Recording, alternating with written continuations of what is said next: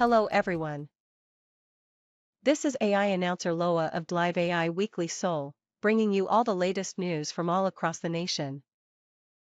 Here is our first news. The total property tax imposed by Seoul's district offices for September increased by 2.4% compared to last year. The rise in housing prices and land values contributed to the increase in property taxes. Here's the reporter, Jong-gyu. 서울시 25개 자치구에 부과된 9월분 재산세 총액은 4조 1,780억 원. 지난 7월 부과된 주택분 절반을 뺀 나머지 절반의 토지분을 합한 금액입니다. 물건별로는 토지분이 2조 6천억 원, 주택분이 1조 5천억 원으로 둘을 합쳐 지난해 대비 2.4% 증가했습니다. 재산세 증가의 원인은 집가와 주택가격 상승입니다. 특히 주택분 재산세의 경우 6.04%, 금액으로는 865억 원이 증가한 것으로 나타났습니다. 자치구 간 재산세 규모 차이도 여전했습니다. 강남구 9,300억 원을 비롯해 서초와 송파가 각각 5천억 원과 3,500억 원으로 이른바 강남 3구가 전체 재산세 부과액의 42.8%를 차지했습니다. 중구와 영등포, 용산, 마포가 뒤를 이었고 하위권에는 도봉과 강북, 중랑, 금천구 등이 자리했습니다. 가장 많은 재산세가 부과된 강남구와 가장 적은 도봉구와의 차이는 약 23.5배, 금액으로는 8,900여억 원입니다.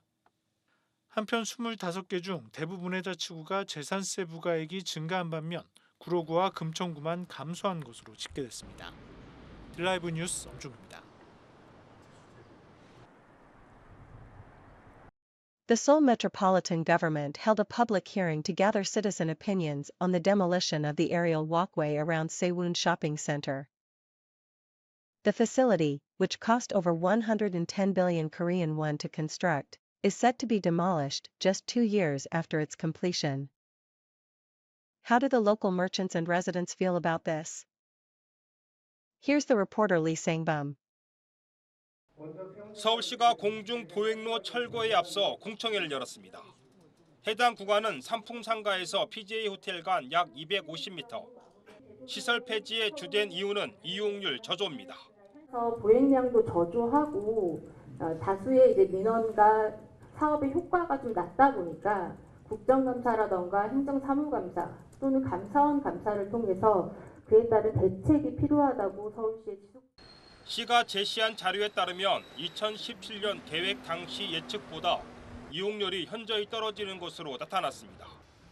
실제로 하루 평균 총 보행량 조사 결과 1층은 21% 수준에 머물렀습니다. 3층은 더 심각합니다. 하루 10만 5천 명이 다닐 것으로 예상했지만 평균 11,000명으로 10%를 간신히 넘겼습니다. 특히 삼풍상가에서 PJ 호텔 구간은 평균보다도 한참 밑돌았습니다. 하지만 주변 상인과 시민들의 생각은 달랐습니다. 1,000억 원의 세금이 투입된 시설물을 준공 2년 만에 철거한다는 건 무책임한 행정이라는 지적입니다. 저희들이 보통 상가 같은 게 보면 신축 상가가 디자인 잡는데 한 5년 정도 걸립니다.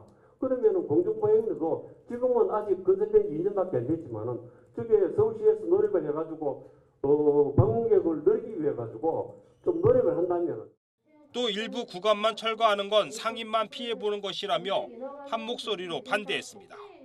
그러면서 세운상가 공원화 사업에 맞춰 동시 철거하라고 주문했습니다. 그 완전히 단절을 시켜서 상가를 고립시키는 결과밖에 안 된다 저는 그렇게 생각하거든요. 철거를 하려면 삼풍 PJ를 같이 헐어서 그 데크도 같이 그 구간도 같이 철거하는 게 옳다고 생각하는데. 그럼에도 시는 철거 의지를 내비쳤습니다. 지상 보행 환경 개선을 이유로 들었습니다.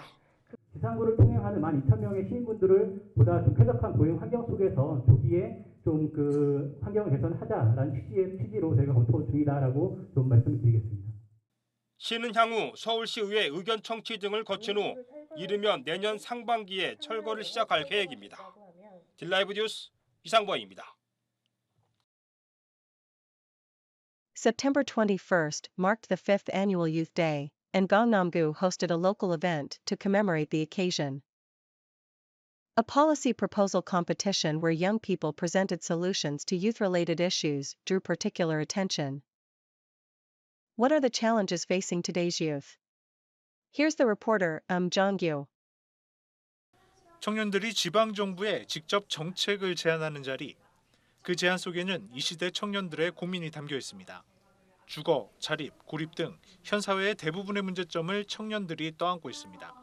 정기적인 낭독 모임을 통해 청년들이 자연스럽게 목소리를 교류하며 세상과 소통하고 공감할 수 있는 커뮤니티를 형성하는 것에 도움이 될 것입니다.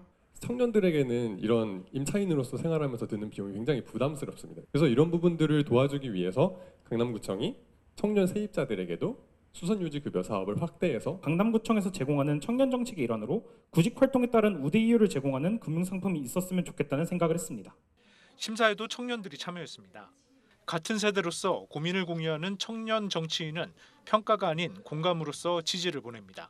현 시점에 청년들이 많이 힘들어하고 있는 것 같아요. 구직을 포함해서 또 주택 문제라든지 등등 많은 어려움을 겪고 있는데 강남구에서도 많은 지원을 통해서 청년들이 더 앞으로 나아갈 수 있는 발돋움할 수 있는 그런 정책들을 만들어서 지원을 해주고 싶고 또 개인적으로는 정말 힘내서 저 같은 청년으로서 힘내서 더 열심히 하자는 말 전하고 싶습니다.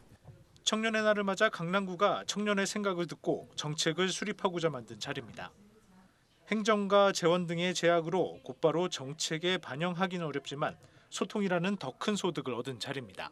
점점 더 이제 나만 생각하는 그런 세상이 됐잖아요. 그런데 같이 건강한 청년들을 만들어 보겠다라고 해서 이렇게 고민을 하고 오늘 나와서 한 10분 정도 발표를 하셨는데 그 10분을 발표하기 위해서 정말 얼마나 많은 그 자료를 찾아보고 고민을 하셨겠어요. 그래서 이런 청년들을 보면 이런 청년들이 또 우리 강남에 또 우리 서울에 우리 대한민국의 미래가 아닐까 이렇게 생각이 들고 희망적이라고 저는 생각합니다.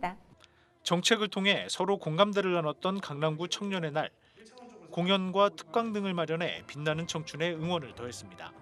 딜라이브 뉴스 엄종규입니다. That is everything for today. This was Live AI Weekly Seoul.